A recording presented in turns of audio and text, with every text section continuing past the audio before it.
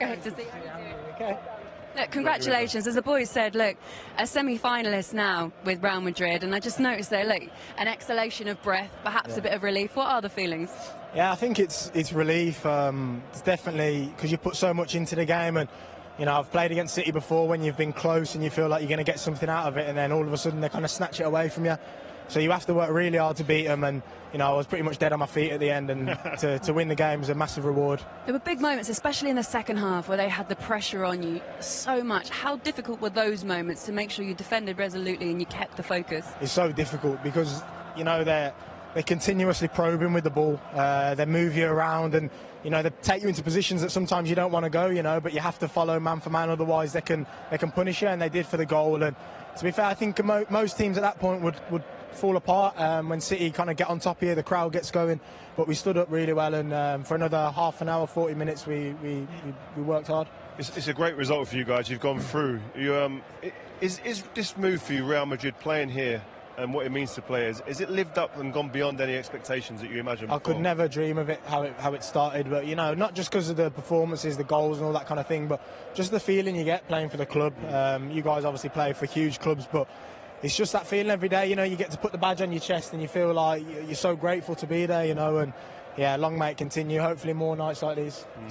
Anticipating tonight's game, that you obviously thought that City would be stronger with Kevin and Carl coming back, so did you have to tweak the game plan, the tactics from the first leg? I think it was pretty similar. A couple of us were doing roles that we weren't normally used to, like me, I was having to go a bit higher to press, and which meant sometimes when the ball turned over and I wanted to get on it, it was hard to because I was so high. But it's the different adjustments and it's the sacrifices of your own game that you have to make. The lads done it brilliantly. Whoever came on from the bench kind of covered for that, and we got the job done. How important is Carlo? He was obviously managing England, managing everywhere, and been hugely successful. Give us some little behind-the-scenes nuggets that he gives you guys to go out there and to be able to perform the way you do, under stress sometimes, but also when you can go and blow teams away. I think our biggest strength is that he finds a way to let a lot of the boys play with freedom. I think, you know, some teams are a bit more structured in terms of the passing styles and the patterns of play, and it's really interesting to watch, and it's definitely difficult to play against. But I think one of our kind of biggest strengths is that we're so kind of off the cuff, if that makes sense. And you know, as a man as well, he just fills you with calmness and confidence. Before the game there, I caught him yawning, and I said to him, "Boss, are you tired?" And he went, "Yeah, you need to go and excite me out there." So that's the kind of confidence and calmness he brings. You mentioned the badge. Is it heavy? Like, is it the responsibility? Do you feel the pressure from the years gone by? Figo's given out awards before here, an ex-player. You've got Seedorf and you've got Fabio Cannavaro there. Do you notice all that and feel that pressure? I think you've got to see it as responsibility more than pressure. You know, if you want to come to a club like Real Madrid, if you want to kind of take that step, then I think you have to be willing to be criticised, to be under that scrutiny, be under that spotlight. And you know, I think that the club do a great job, and if they don't think that you're ready, then they ease you in and they do things like that with you. But you know, if you're here, then it probably means you can handle it. So you've kind of got to trust the process. How's he answering these questions so eloquently at this age, man? How old are you, bro? Tell me how old you are, man. Still 20, bro.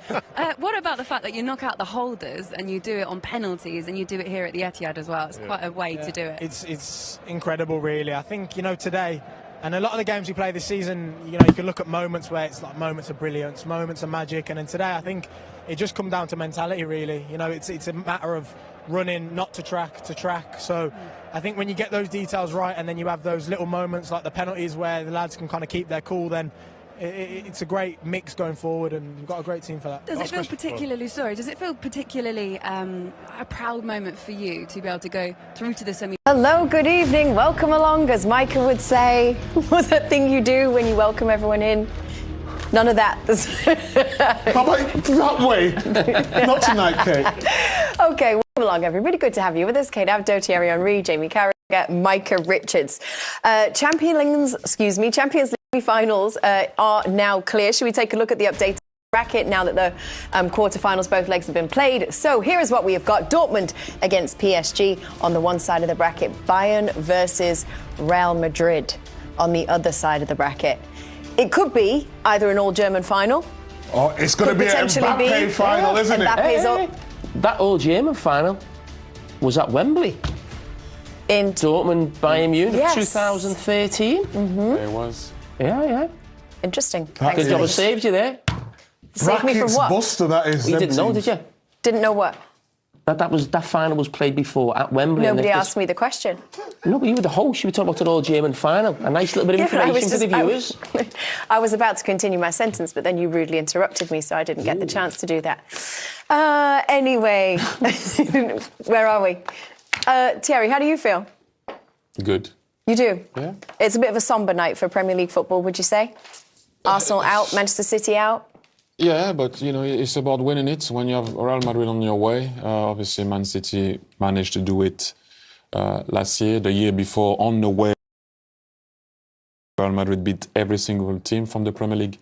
So it is what it is. You know, I think for me, it's not so much of a Premier League thing or not. So as you can see, you have 2 German teams there, a French team and obviously a Spanish team. But yeah, I think at the end of the day, on the night, and I know Man City had the ball and they were pushing and this and that, but the way they played defensively, Real Madrid, is just astonishing. And I know, yes, they had one shot on target, that was the goal, but City didn't have a lot, just that crossbar, and that was about it.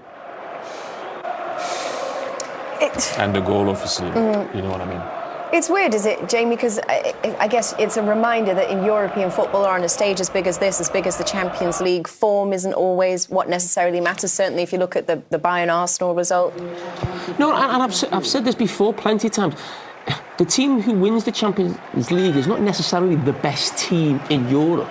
And I think Real Madrid, a few occasions, we'll see what they do this season. I think in the past, they've won. I think they beat Liverpool in the final we had a couple of years ago. They find a way to win. So I think they've played Manchester City now, I don't know if it's 3 times in 3 years or 3 times in 4 years. They've beaten them twice, and City have been the better team.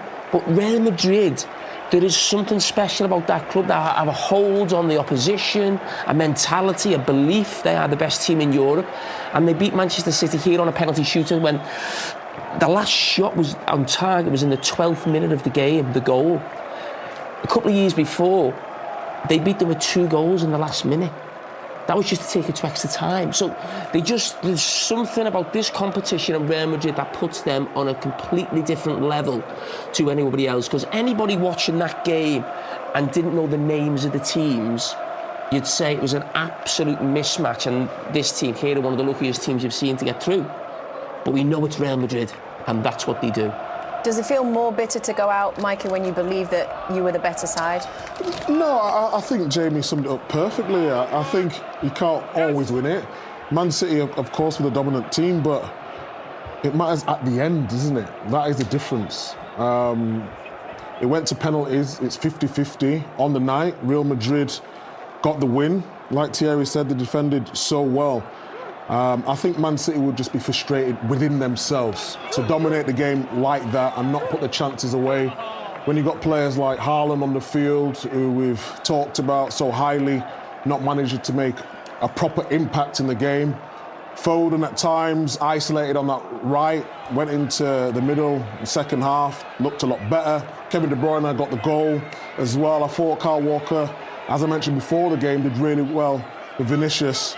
But that man on his screen there, Bellingham, he didn't stop running all night. He is a proper talent. And there's no bitterness from me, you know, at the end of the day. It goes down. What's wrong? Why you stopped talking? Someone just said, shut up a minute, Micah.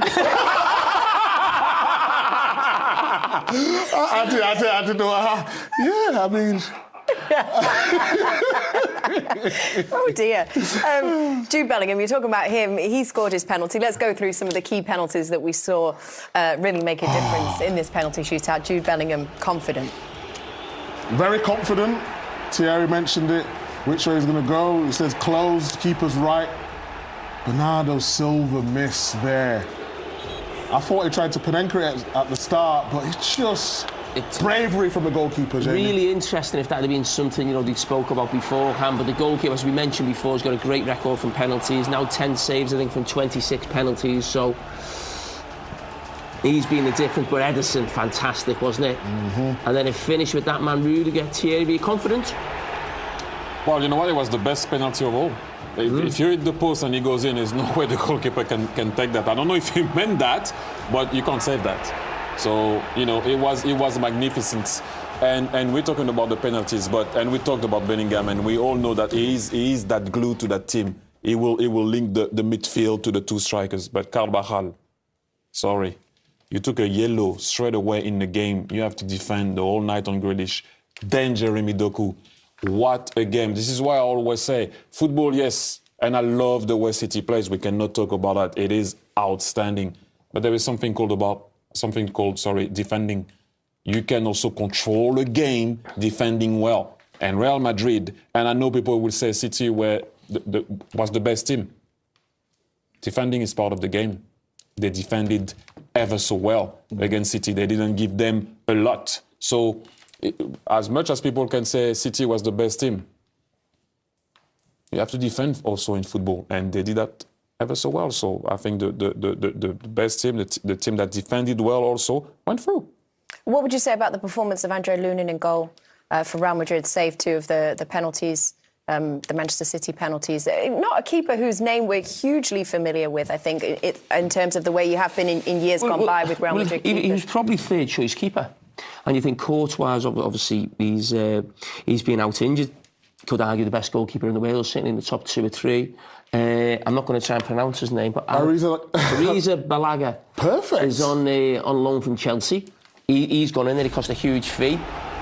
He's gone in there and he's replaced them. And I've just told you his record there: 10 saves and 26 penalties, and he was outstanding. Listen, let's not forget he made a big mistake in the first leg early on from Bernardo Silva's free kick. So the personality he showed as well to go away to City, you know, keep them in check, and then basically he'll be the hero now. He'll be all over the back pages in Spain.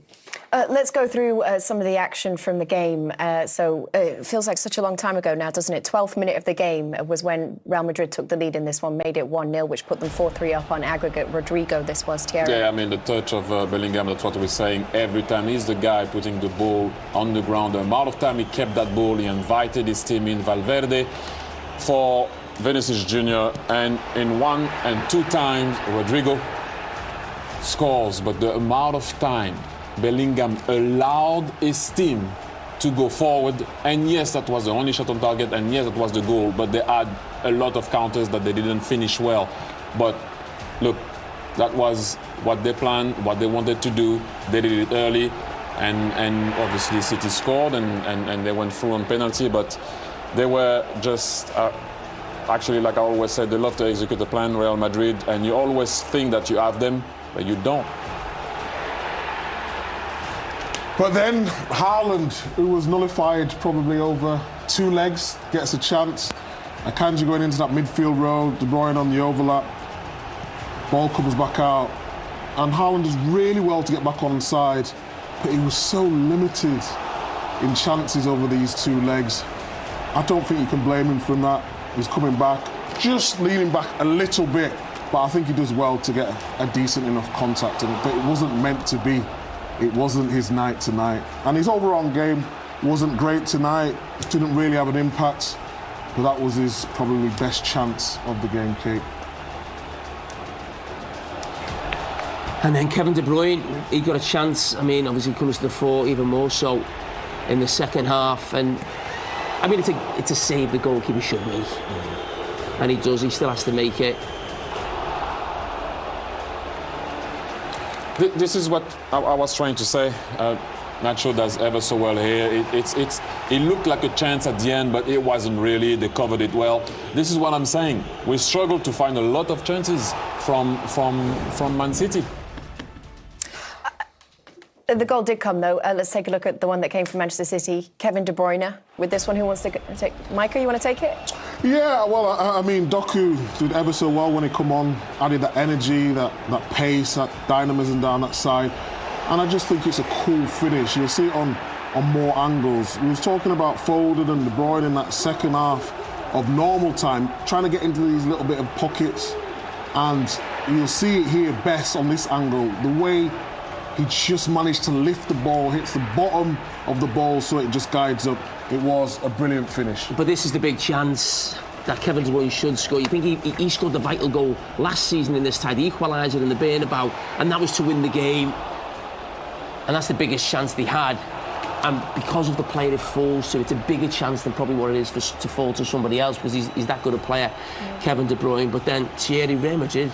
And then Rudiger, of all people, I don't know what he was doing there, but he was. And it's not an easy finish if you want to finish with your wrong foot, even for a striker. But then that's maybe the guy that, if you're Real Madrid, you didn't want at the moment. But I'm Derek Ray. I'm joined for commentary by former Arsenal fullback Lee Dixon. And without doubt, a match with the potential to bring genuine excitement. It's Luton Town taking on Chelsea. Hi, Derek, thank you. Well, both managers will be reminding their players how important... Well, it could be on for him here. Is it going to be? Keeper getting the touch. And it's gone behind for the corner. Over it comes. Well, did his job defensively.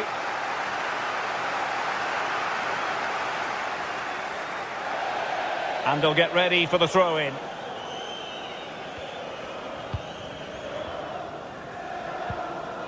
Pearson.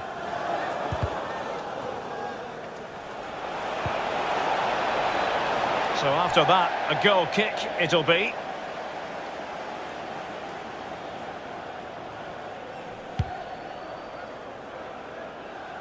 Well, pick your adjective where Hakim Ziyech is concerned. Explosive, I think, might be an approach. Can they take the lead here? And mistimed the run, sadly. That's offside.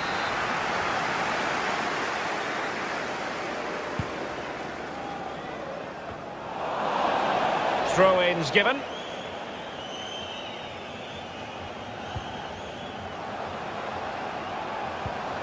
This looks promising. Well, it's the care and attention, all that works. And a blunder by the keeper. Werner. Promising attack, but his timing was off.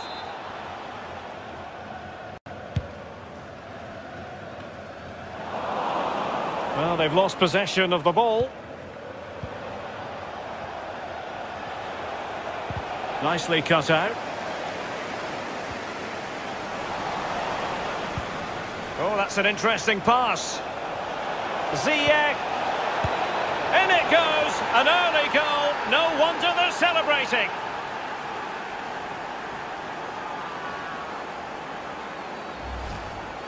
Well, as we look at this again, the keeper's every right to ask where his back line was, but 2v1 in the end. He's thinking now, is he going to pass or go round me? He's got no chance.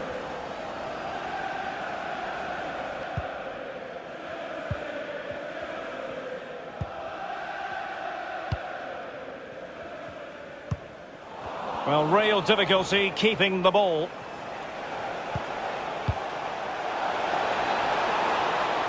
Ball's gone.